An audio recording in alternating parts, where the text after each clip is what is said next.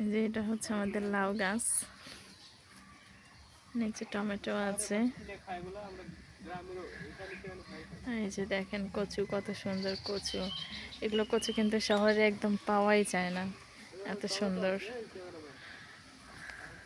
আমি আপনাদেরকে কাছে থেকে দেখাই, আমাদের লাউ ধরেছে, কত লাউ গাছে।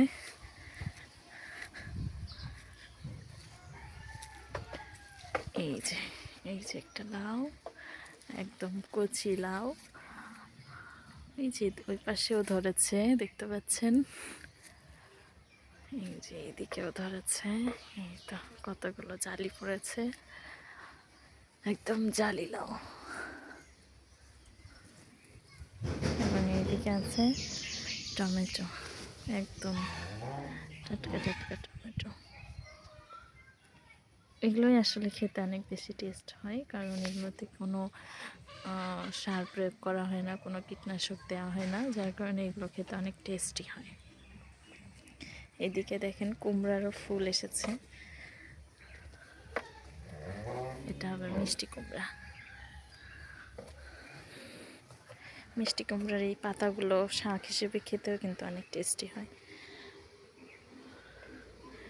এই যে দেখেন কিছু কিছু জালি নষ্টও হয়ে যাচ্ছে, লাউয়ের জালিগুলো। সুন্দর।